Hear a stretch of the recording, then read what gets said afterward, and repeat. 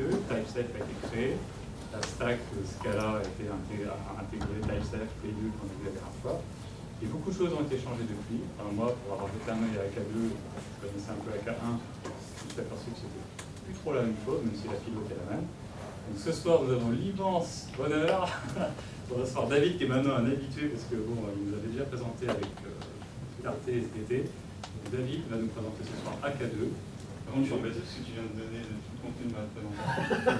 Donc, il y aura quelqu'un qui aura une présentation d'un disco. Bah, sinon, on peut prendre un verre et puis. Ouais, voilà. Tu veux peut-être un siège?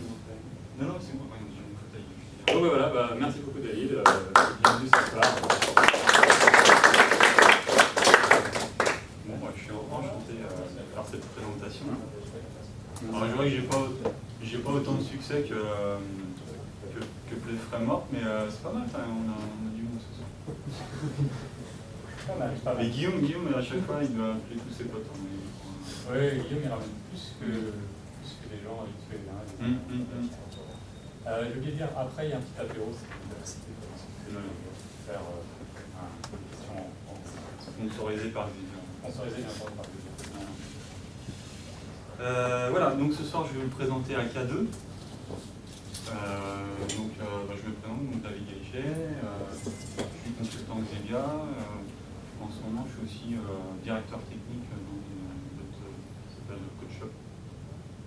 Donc, et le leader mondial du coaching sportif en ligne. On a tous besoin. Voilà. Donc, bon, je voulais clarifier les choses tout de suite, comme ça, il n'y aura pas de vanne plus tard, etc. Donc, ça n'a rien à voir avec le AK des All Blacks. Ça c'est fait. Donc voilà. Donc ce soir, je vais essayer de vous présenter AK. Déjà, on va essayer de voir un peu pourquoi on a besoin de AK. Ensuite, on va essayer de voir un petit peu le modèle des acteurs. On va continuer sur une API alors, qui est assez bien foutue dans le cas, c'est l'API des futurs, on verra ce que c'est. Après, on verra un aspect assez intéressant et assez difficile à comprendre de AK, qui est la supervision. Mais c'est un des aspects qui est vraiment mis en avant, mais pas simple à comprendre. Donc voilà, je vais essayer de tenter de vous expliquer ce que j'ai pu comprendre de la supervision des AK. Je ne m'engage pas trop comme ça. Voilà, ensuite on verra les acteurs remote. C'est un des points super intéressants aussi de AK. Et on verra ce qui va. Alors effectivement, AK2, c'est la version 2.0 qui est sortie courant l'année, je pense. Il me semble que c'était en mars. C'est coïncidé avec la sortie de Play. Il sortait une stack TypeSafe Play AK avec les deux versions finales qui suivaient une semaine d'intervalle. Et on verra que finalement il y a pas mal de choses encore à venir. Là, ils ont posé le socle de AK. Les bonnes choses restent à venir. Enfin, il y a déjà pas mal de bonnes choses, mais des choses assez sympas à voir. Alors pourquoi AK? En fait, on se rend compte quand on fait des applications, on a de plus en plus de besoins de puissance de calcul, on a de plus en plus de données à traiter, on a de plus en plus d'interactions avec d'autres services et on a besoin de puissance notamment. AK va apporter une réponse à toutes ces problématiques de programmation concurrente qui sont relativement complexes à mettre en œuvre et qui peuvent potentiellement amener pas mal de bugs difficiles à détecter, à comprendre et à corriger. Donc voilà, là, je vous ai fait un petit graphique rapide pour vous expliquer que, je pense que tout le monde le sait, la course à la fréquence CPU s'est arrêtée depuis quelques temps. Maintenant, ça progresse assez peu. Et par contre, c'est compensé par le fait qu'on ait de plus en plus de cœurs dans nos CPU. Donc on peut penser au CPU Intel où on va monter jusqu'à 8 cœurs, peut-être même plus. Et on peut même penser aussi à d'autres types d'architectures, aussi les architectures vectorielles, les CUDA, etc., où là on parle de 500, 1 millier de cœurs pour effectuer vos traitements en parallèle. Donc voilà, donc AK c'est une tentative tout bien réussie pour exploiter la puissance de vos CPU. Alors, une autre problématique à laquelle AK va apporter une réponse, c'est la programmation distribuée. Alors, on était, juste avant, sur le slide d'avant, on était sur la programmation in situ sur une seule machine en exploitant différents cœurs. Là, l'idée, c'est de se dire, bah, voilà, finalement, avoir une grosse machine avec beaucoup de cœurs, ça coûte moins cher, et finalement, c'est moins onéreux d'avoir plein de machines, un très très gros cluster, avec des machines un peu plus low cost. Mais par contre, la difficulté, c'est de savoir comment exploiter toutes ces machines. Et AK permet effectivement de faire du distribué sur vos clusters, enfin de distribuer vos applications sur plein de nœuds sur votre cluster pour exploiter toutes ces machines. Une autre problématique aussi que ça va adresser, c'est la haute disponibilité. Si vous avez une seule machine pour faire tourner votre application, si elle tombe, vous n'avez plus d'application. Si vous êtes capable de répliquer votre application sur différents nœuds, et si vous avez des systèmes qui font que si un nœud tombe, l'application reste disponible. Et donc AK va vous aider à construire ce genre d'application. Si vous avez des questions, vous m'arrêtez, il n'y a pas de souci. Des remarques, des suggestions, des compléments d'information. Voilà. Ensuite, alors, comme je vous disais, en fait, si on commence à utiliser des applications qu'on va distribuer dans des clusters, potentiellement on va avoir notre application qui va être distribuée sur beaucoup de nœuds dans le cluster. On implique d'autres éléments qu'on a l'habitude d'avoir quand on fait tourner notre application juste sur notre machine. Ces éléments, par exemple, ça va être des routeurs, ça va être des éléments réseau qui eux-mêmes peuvent tomber potentiellement dans des clusters. Vous pouvez avoir des bouts de réseau qui s'effondrent et du coup vous allez avoir du mal vous allez perdre peut-être potentiellement une partie des fonctionnalités, une partie de votre application. Statistiquement aussi, plus votre cluster va être gros, plus vous avez de risques pour qu'il y ait des machines qui tombent en panne. Donc comment faire pour gérer un nœud qui tombe dans votre cluster. Donc ça, AK,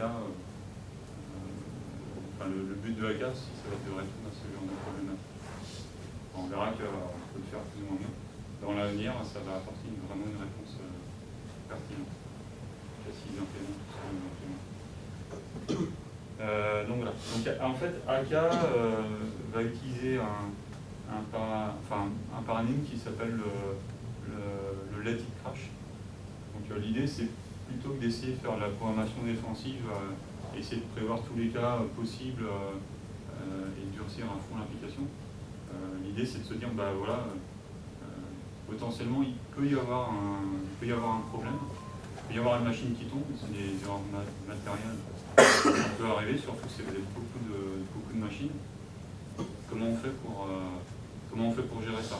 Et l'idée, c'est de se dire, on va gérer ça en faisant en sorte qu'on soit informé que la machine s'est plantée et en mettant un mécanisme qui fait qu'on va être capable de continuer à exploiter l'application en mode dégradé. C'est bon? Ouais. Et voilà. Et donc AGA, alors c'est un framework assez conséquent, donc qui permet de faire tout ce qu'on a vu juste avant, donc des acteurs distribués, de la tolérance aux pannes.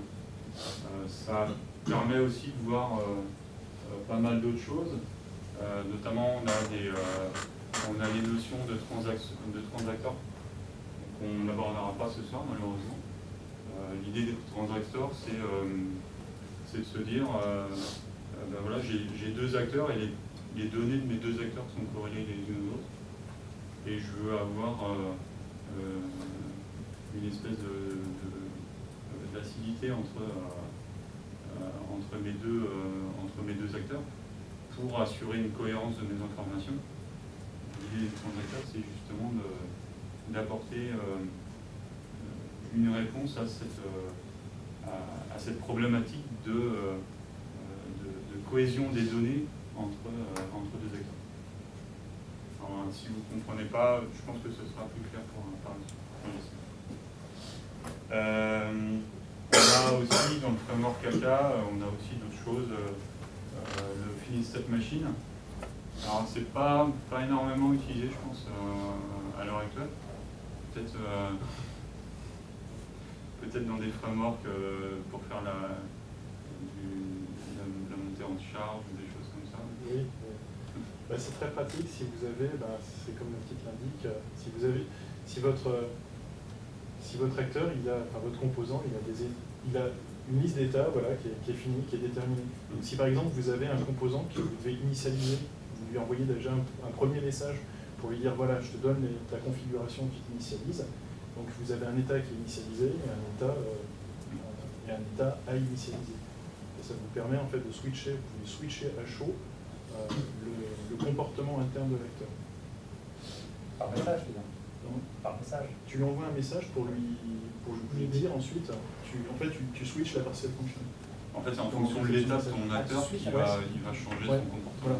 Et en plus, les états ils peuvent être empilés dans une stack, donc vous pouvez revenir à des états précédents. Alors, il y a un article de Debashish où il parle justement du FSM pour faire de l'event sourcing.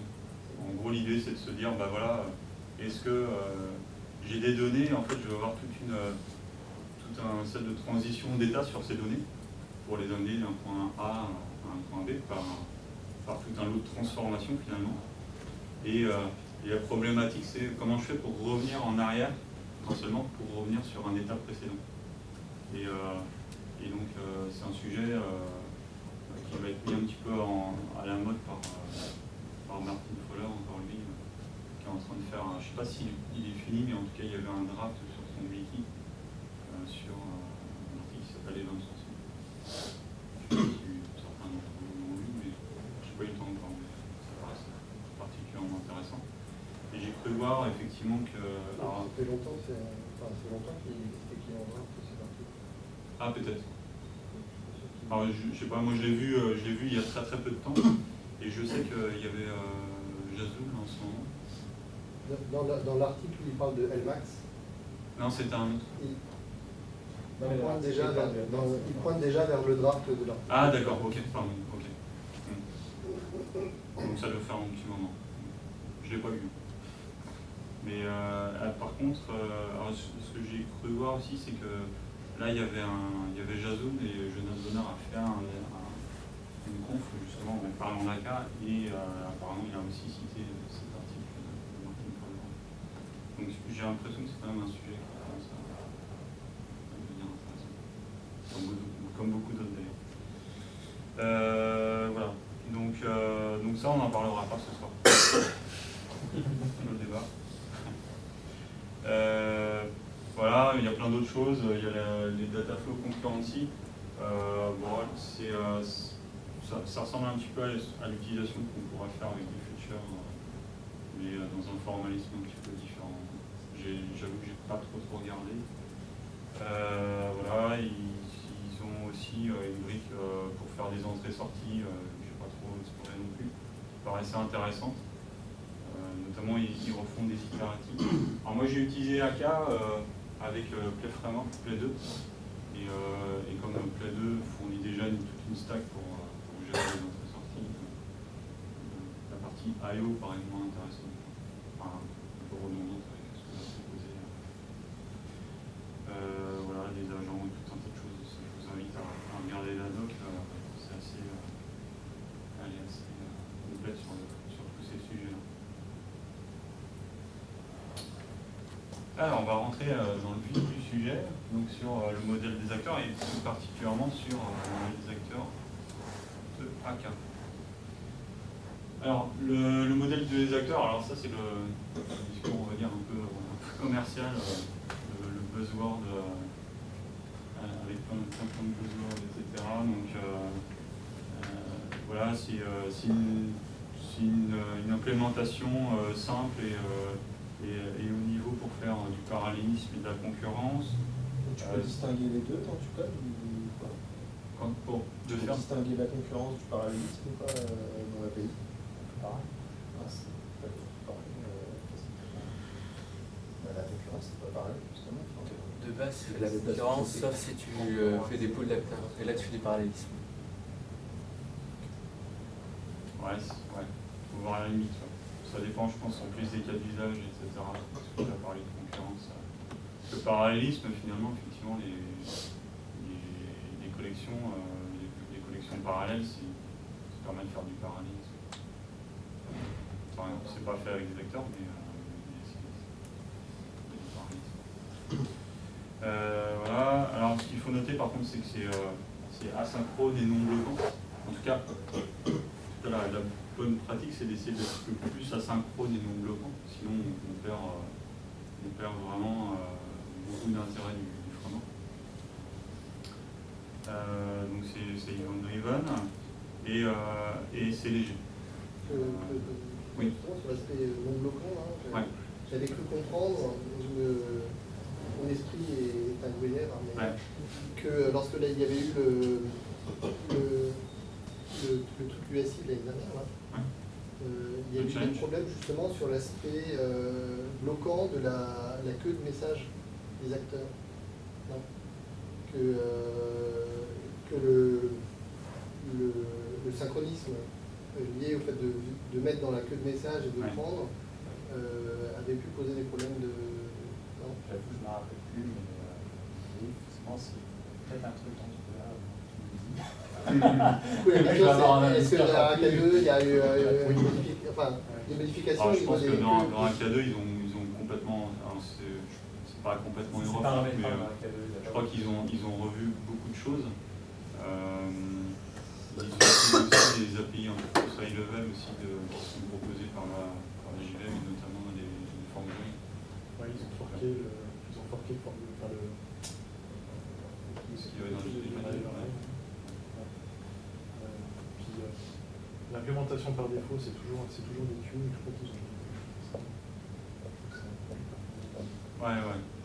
Alors, je me rappelle plus exactement des chiffres, mais en fait, ils sont capables de traiter beaucoup de messages. Je crois que c'est...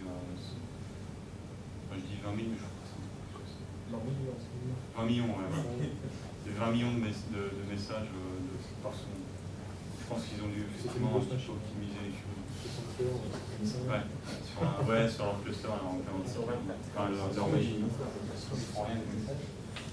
Oui, enfin, 20 millions, ça reste quand même.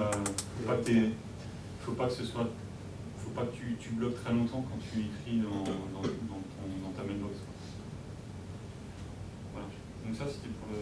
Pour optimiser, tu as moyen de faire du patch processing. Ça veut dire qu'ils sont accélérés en fait. C'est-à-dire que tu prends, pour aller encore plus vite, voilà un acteur, tu prends un paquet, tu prends un batch, tu prends dans la queue, tu prends directement un paquet de 30 messages. Ah oui, d'accord. Okay. C'est comme ça qu'ils ont aussi réussi à passer un gap dans ce benchmark. D'accord, ok. J'étais pas allé souligner ça dans l'analyse du truc. Voilà. Donc, on va définir ce qu'est un acteur au sens AK. Donc, il y a différentes caractéristiques. Un acteur, c'est quoi? C'est un état ou pas? On n'est pas obligé d'avoir un état, on peut en avoir un. Donc, en gros, notre acteur il est soit stateless, soit stateful. Il peut avoir un comportement, souvent d'ailleurs il a un comportement, ne serait-ce que pour dire je reçois un message, qu'est-ce que je fais avec ce message. Les messages, donc, ils sont reçus dans la mailbox. Donc, c'est une boîte aux lettres dans laquelle on pose des messages. Et, en gros, c'est du travail que l'acteur va faire. Potentiellement, on peut avoir des fils. Et on va avoir aussi une stratégie de supervision. Donc tout ça, ça va définir un vecteur. Okay. Alors, donc on a vu qu'on pouvait envoyer des messages à des acteurs. Donc pour envoyer un message à un acteur, il faut être nous-mêmes un acteur. Donc, ça, t'étais pas obligé dans un cas. En fait, il en crée automatiquement et c'est caché. Et c'est toujours pareil, il faut que tu le crées explicitement maintenant. C'est caché. Mais effectivement, ouais, c'est automatiquement derrière lui crée un acteur pour récupérer quand on fait un tel. Alors le tel, donc c'est en gros c'est j'envoie un message en fire and forget. C'est traite-moi ce message-là et j'attends pas spécialement de retour suite à l'envoi de ce message. Ça peut être plein de choses, ça peut être du log, ça peut être de la persistance, ça peut être beaucoup de choses. On a aussi comme autre moyen de communiquer, c'est du ask. Là, le ask, c'est je t'envoie un message et j'attends une réponse de ta part. Donc on verra, l'API en fait va nous renvoyer ce qu'on appelle un futur, qui en gros est un objet qui dit dans le futur. Potentiellement tu l'as peut-être déjà maintenant, mais potentiellement ce sera dans un futur qui est borné souvent par un timeout. Tu recevras une réponse. Voilà. Et alors le dernier moyen pour envoyer un message, un moyen un petit peu particulier, c'est le forward. En gros, le forward, c'est j'ai reçu un message, je sais le traiter soit pas du tout, soit en partie, et j'ai besoin pour le traitement complet, j'ai besoin d'envoyer un autre. Et donc je vais forwarder ce message, et l'intérêt, on le verra plus tard, en forwardant un message. Dans le message, en gros, on a l'adresse de l'expéditeur d'origine. Donc quand on envoie, imaginons que vous ayez 3 acteurs, A, B, C, donc A envoie un message à B qui forward à C, et C, une fois qu'il a traité le message, peut renvoyer une réponse directement. Voilà, c'est le principe du forward. Et donc, comme je vous le disais, chaque acteur a sa petite boîte aux lettres. Il reçoit des messages dans cette boîte aux lettres, il les défile. Et tant qu'il a des messages, il va les défiler. En gros, concrètement, il y a un thread qui va venir regarder s'il y a un message à destination de la personne. S'il y a un message, soit il le passe à un autre thread au fond du framework. Je ne sais pas exactement si c'est exactement le même thread qui va dépiler le message et qui va le faire exécuter, ou si ça passe à un autre. Je pense que c'est le même thread qui regarde s'il y a un message et qui va exécuter l'acteur tout de suite. Et là encore, il y a différentes stratégies en fonction des dispatchers, etc. Donc, voilà, ce qu'il faut que vous reteniez, c'est que tous les messages arrivés dans une mailbox, ils sont traités les uns après les autres. Dès que l'acteur est disponible et dès qu'un thread est disponible pour exécuter le traitement du message. Alors, on parle de thread, en fait, on est sur un paradigme qui est complètement différent de ce qu'on va voir. Par exemple, si vous prenez un serveur comme Tomcat, où vous allez avoir, peut-être pas dans les dernières versions avec de la 5 encore, je ne sais pas exactement comment ça fonctionne, mais en gros, sur du Tomcat, vous allez avoir une requête qui va arriver et pour chaque requête ou chaque connexion, vous allez avoir un thread qui va être actif pour traiter les requêtes. Là, potentiellement, vous pouvez avoir 1 million d'acteurs dans votre système et quelques dizaines de threads pour les gérer. Et les threads se passent les acteurs les uns après les autres en fonction de s'il y a des messages ou non en même temps. Non ? Alors, au niveau des acteurs, on va avoir des règles. Alors, la première règle, c'est des règles qui sont finalement de bon sens. En gros, c'est si je m'envoie un message, le message je ne le reçois pas avant de l'avoir envoyé. Et si j'envoie 2 messages, le premier message il arrivera avant le deuxième. Donc imaginons, je vous envoie 2 messages dans votre mailbox. Le premier il sera premier dans la mailbox, le deuxième il sera en deuxième. C'est logique, mais ça peut être utile. Sauf si vous êtes sur des mailbox un peu particulières, du style des priority mailbox, etc., où là il va pouvoir vous ordonner potentiellement. On va dire que sur les mailbox par défaut, ça va être le cas. C'était ça? Non, c'est petite précision. Ouais. Le happens before, là vous voyez écrit dans les règles, c'est le happens before au sens du Java Memory Model. Oui. C'est-à-dire que ces règles-là, en fait, elles vous assurent que, le framework vous garantit un certain comportement au niveau du Java Memory Model, et notamment au niveau de la synchronisation des messages, de l'état des messages et de l'état de l'acteur. Donc, par exemple, vous allez pouvoir avoir tu me dis si... Non, c'est en fait je voulais pas trop rentrer dans les détails pour je vais pas me perdre moi-même et pas perdre mais non mais c'est intéressant et c'est exactement ça. Ouais. C'est la synchronisation sur... Pardon. Je peux développer pour... Oui, alors, typiquement, vous allez pouvoir, quand vous faites un acteur qui est stateful, son état, vous n'allez pas avoir besoin de gérer sa synchronisation. Vous n'allez pas avoir besoin de coller des volatiles, de coller des atomiques références, même encore pire, des blocs synchronize. Le framework vous garantit la bonne synchronisation de la mémoire.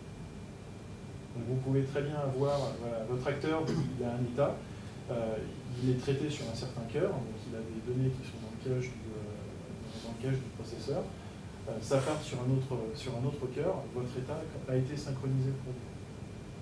Il optimise ou pas ça? Il est capable de repasser dans le même thread sur un acteur? Je suis incapable de comprendre comment c'est implémenté. D'ailleurs, ils ne veulent pas le documenter parce que pour eux, c'est un détail d'implémentation, c'est un contrat. Voilà, eux, ils vous disent voilà, on vous garantit ça. Et quand vous regardez même le Hello World dans les présentations des gens de AK, vous voyez l'état de l'acteur, il n'y a aucune synchronisation. Il n'y a pas d'atomique, des trucs comme ça. Et pour être pas, ça m'avait choqué. En fait, c'est garanti par le framework. C'est justement. Au niveau du scheduler. Pardon? Au niveau du scheduler, ça s'arrange pour que toujours le même thread repasse sur le même chemin. Je sais pas. De toute façon, il y a l'atomicité, le mailbox, ça je veux voir. Ça serait lourd, hein. C'est pas sur un acteur tu n'auras pas forcément le même thread qui va exister. Peut-être plus simple pour garantir ça, ça arrange pour l'optimiser. Un oui, ouais. D'accord. Tu peux même pas régler ce point-là.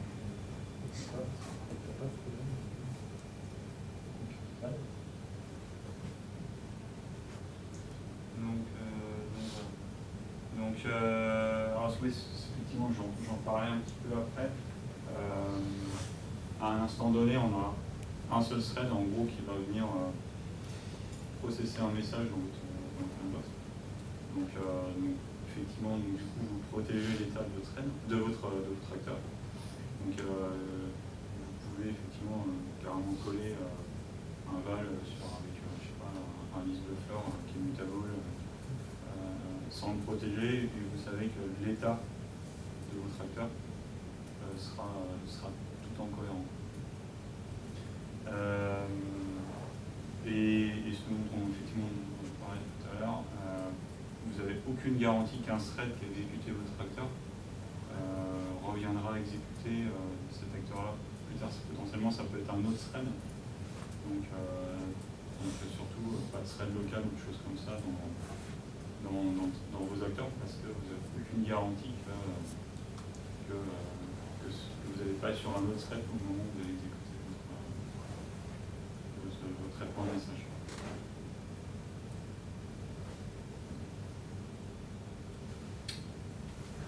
Alors,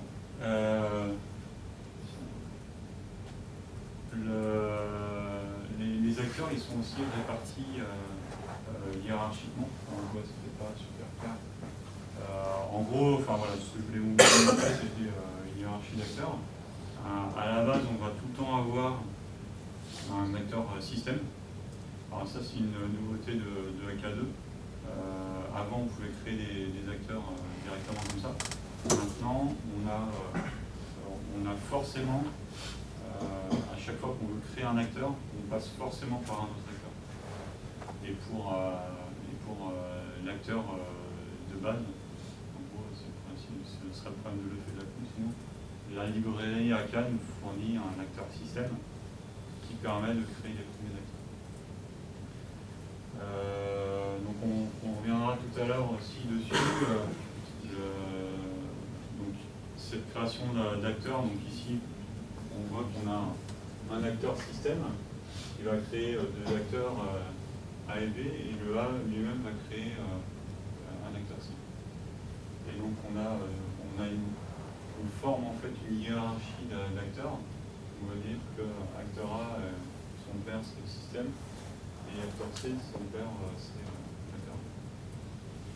Et dans le système de supervision de l'acteur, chaque acteur est supervisé par son père.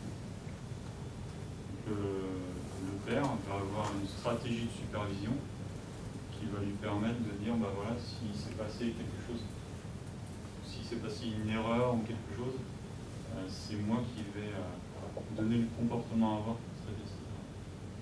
Généralement, ça va être une exception. En fonction du type d'exception, on va pouvoir adopter un comportement différent.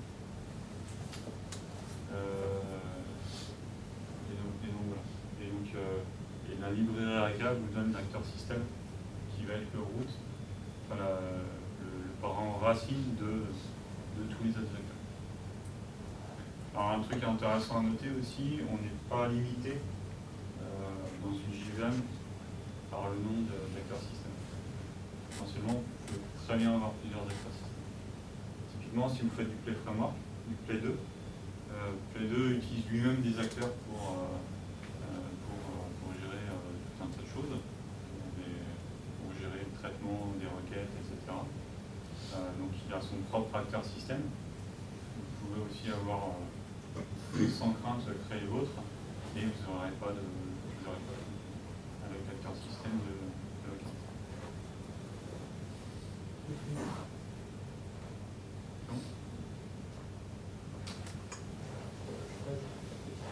Ouais. Un acteur, il connaît son père, le superviseur, ouais. Et il connaît forcément ses enfants, ou alors... Ouais. En fait, quand tu vas créer... alors déjà, quand tu vas créer un acteur, tu vas obtenir une référence sur l'acteur que tu vas créer. Puis après, la référence, tu en fais ce que tu veux, soit tu la gardes de côté pour pouvoir la retrouver plus tard, soit tu la gardes pas, mais par contre, en fonction, alors c'est ce que je mettais ici, en gros, chaque acteur est défini par un chemin. Donc ici, on voit que cet acteur-là, il appartient à, on va dire, au groupe système. Et en fait, son nom, c'est donc potentiellement, ça peut être sur une adresse réseau ou pas. Ça peut être aussi une référence complètement locale. Donc /user, c'est en gros c'est les acteurs qui sont créés par l'application. On a aussi d'autres types de chemins qui vont référencer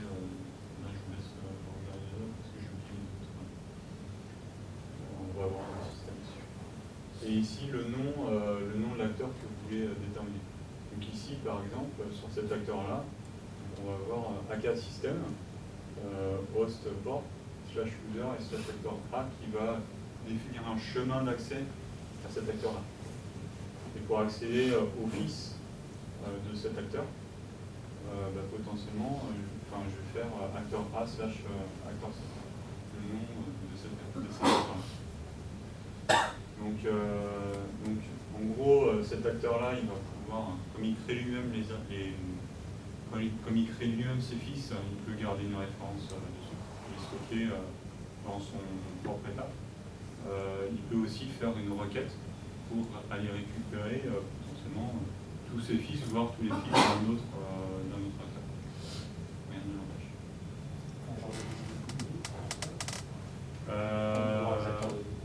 Ouais, alors j'ai pas vu de système pour dire.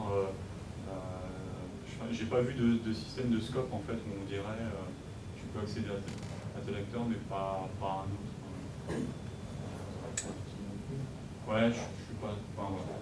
Je sais pas si tu peux communiquer d'un système vers l'autre. D'un système à l'autre? Ouais, je sais pas. Alors en fait, tu peux. Je pense que tu peux pas faire de. Si, tu peux. En fait, tu peux avoir deux systèmes. Et tu peux très bien aller faire un lookup sur un autre système. Ça, c'est pas le souci. Faut peut-être juste que tous les trucs qui soient bien documentés dans ton site, dans ton fichier de configuration. Le fait que acteur C ait un nom sous cette forme-là, ouais. C'est un chemin en fait. Ouais. C'est pour qu'on puisse le retrouver sans avoir une référence dessus. Ouais. Donc typiquement, si on veut l'utiliser depuis l'acteur B, qui n'a pas de référence dessus puisqu'il ne l'a pas créé. Exactement. Tu peux. Voilà. Mais comme l'acteur B, il n'a aucune idée de ce qui se passe dans l'acteur A, quand il va faire get actor 2 et il met la chaîne de caractères AK de point machin, etc., il n'a aucun moyen de savoir si l'acteur A l'a créé ou pas. Donc en fait, il va faire get actor or create du machin. Alors non, il ne pourra pas faire de. Alors en fait, dans l'API, il va te proposer une méthode qui s'appelle actor for. Tu vas lui passer un pass et ça va te retourner une référence sur l'acteur. Alors après, ta référence, si elle pointe sur un acteur qui n'est pas, alors qui n'est pas défini dans le fichier de conf ou autre, là effectivement ça va poser un souci. Si jamais tu n'as pas un acteur qui est démarré de l'autre côté, c'est à ce moment-là que tu vas avoir un souci quand tu vas essayer de lui envoyer un message. Donc c'est-à-dire que potentiellement... Et le cap, il te retourne dessus. Je crois qu'il te renvoie. Si on ne trouve pas l'acteur, on renvoie ça. Il te renvoie une erreur? Non. Pour acteur fort. Acteur fort, s'il ne trouve pas, il le traite. Il te renvoie un erreur? Ouais, c'est possible. En fait, il y a le mécanisme comme ça pour récupérer les acteurs par une...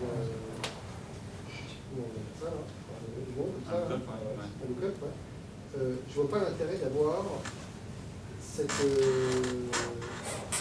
hiérarchie, parce que la première fois qu'on en a besoin dans un acteur ou dans l'autre, il faut qu'il soit créé à ce moment-là, même si l'autre, pour une raison X ou Y, il est dans son thread à lui, dans sa vie, même s'il ne l'a pas créé, il faut que moi de mon côté je puisse l'avoir et lui envoyer un message.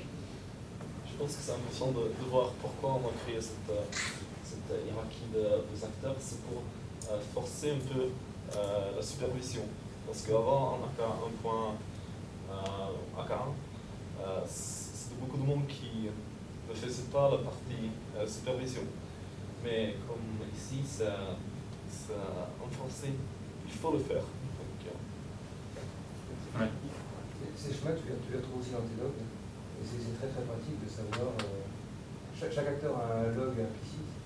Et toi, quand tu logs ton message, et dans ton petit log, tu vas trouver le chemin de log dans un D'accord, mais quand ton programme tourne, dynamiquement, cette arborescence se crée, c'est logique. Tu as effectivement les acteurs qui créent réellement les acteurs qui sont en dessous. Mais est-ce que ça doit être, entre guillemets, en dur dans ta conception de dire acteur A sera toujours, à chaque fois que je vais lancer mon programme, acteur A sera toujours le père de l'acteur C? C'est au moment où on le récupère, la première fois qu'il y a un acteur qui le récupère, bah, il faut qu'il se crée un personnage. Et bon, dynamiquement, du coup, comme il l'a créé, ça serait lui le père. Là, c'est la conception de ton application. Ouais, je pense que c'est vraiment un choix de conception, parce que derrière, effectivement, tu vas avoir toutes les problématiques de supervision. C'est-à-dire que potentiellement, tu vas peut-être pas être capable de gérer. Donc ça veut dire qu'au début, tu dois commencer par créer tes acteurs, et puis dans l'ordre, faire gaffe, et après tu peux les utiliser. Exactement. En gros, c'est comme si tu faisais un schéma d'architecture de ton SI, en disant, ben voilà, j'ai tel acteur qui va me rendre tel service, qui va être attaqué, créé par tel autre acteur, et supervisé par tel autre acteur. Et je vais avoir ces différents acteurs qui vont pouvoir y accéder.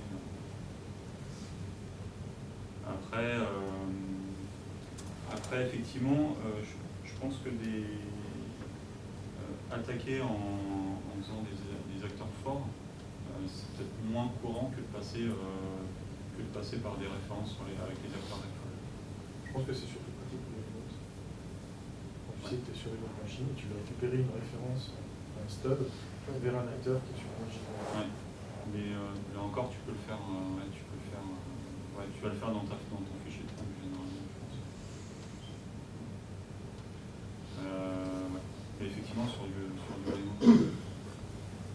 peut être intéressant.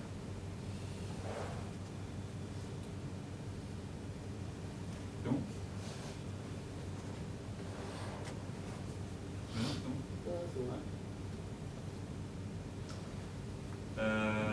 Alors, dans le système d'acteurs de AK, on a un élément que vous allez aussi rencontrer si vous êtes amené à en faire, qui s'appelle le dispatcher. Sans trop rentrer dans les détails, en gros, le dispatcher, c'est ce qui va vous donner le moteur d'exécution de vos acteurs. En gros, c'est lui qui va définir la stratégie pour exécuter vos différents acteurs. C'est un peu le moteur du système. Pas du système. Il y en a un par défaut, et ensuite on peut créer des populations d'acteurs. Ouais. Oui, effectivement, je peux créer ta dispatcher et vous allez utiliser ta dispatcher. Donc, celui par défaut, il est en place. Vous pouvez très bien en avoir qui gère par priority. Ouais, effectivement, derrière, on peut aussi définir les queues, voir aussi. Alors, par exemple, comment on gère vous monter un pool d'acteurs. On peut faire du rendering dessus. Donc, vous allez monter un pool d'acteurs. Il va avoir un dispatcher qui est un rendering. Voilà. Donc alors c'est un truc qu'on voit souvent aussi quand on commence à faire du AK. Souvent il lui manque justement le dispatcher dans votre acteur. Si vous faites un import contexte transversal, implicitement il va définir ce dispatcher par défaut et le fournir typiquement si vous voulez utiliser par exemple des futurs flows. Vous envoyez un message, là il va en avoir un.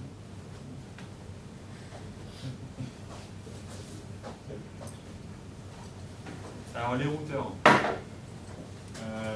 Donc les routeurs en gros, le nom est explicite. En gros c'est des acteurs particuliers qui vont faire du routage de messages. En gros, on va leur envoyer un message et eux ils vont faire potentiellement différentes choses. Soit ils vont faire du broadcast par exemple sur différents acteurs. Ils peuvent aussi faire du load balancing, c'est-à-dire ils vont dire bah voilà, là j'ai reçu un message, je vais l'envoyer sur tel acteur, ensuite sur tel acteur, ensuite sur tel acteur. Et tourner, faire du LRU, implémenter un petit peu tout ce qu'on veut. Donc voilà. Donc alors ils utilisent le terme routing pour tout, en gros c'est tout ce qui est derrière un routeur. En gros c'est les acteurs qui sont derrière un routeur, en fait ils s'appellent ça des routiers, et en gros ils reçoivent les messages qui sont par l'acteur. Donc il y a une API qui permet de définir vos propres routeurs, donc derrière vous pouvez faire un petit peu ce que vous voulez. Potentiellement on pourra même imaginer des acteurs qui vont juste bouffer des messages parce qu'ils sont dégradés, du coup ils ne peuvent pas envoyer des messages donc ils sont dégradés. On peut imaginer pas mal de choses. C'est obligatoire de préciser le routeur ou pas? Pardon? C'est obligatoire de préciser le routeur ou... Ouais, parce que tu as vraiment différents types de routeurs. Par exemple, un routeur qui va te faire du broadcast, si tu veux faire du load balancing, ça, c'est pas forcément tu peux aussi. Alors, il y a aussi un routeur, j'ai oublié le nom. En gros, l'idée, c'est j'envoie, imaginons j'ai un cluster de calcul et je veux une réponse, mais super rapidement. Quoi. Et la réponse, potentiellement, je me fous de savoir si j'ai tous mes CPU qui travaillent dessus. Donc je vais balancer à tous mes acteurs en même temps. Le premier qui me répond, finalement, je prends la réponse. Donc si j'ai mes autres acteurs qui sont occupés sur un autre traitement, bah, potentiellement, j'en ai un qui me répond. Le premier qui m'a répondu, il gagne. Donc voilà. Donc ça c'est la manière de définir le balancing avec un round robin router. Donc en gros, on va dire que on va créer un acteur qui s'appelle worker, qu'on a défini nous-mêmes. On va lui dire qu'on le crée avec un routeur qui est de type function. Et on va dire qu'on va créer 5 instances de l'acteur worker. Donc en gros, concrètement, ici c'est notre système acteur. Donc, le système acteur, en gros, il va créer un acteur router, et derrière, il va créer 5 acteurs worker pour les faire travailler. Quand tu envoies ton message, tu l'envoies au routeur. Au routeur. Le routeur, après, derrière, il dispatch. En fait, quand tu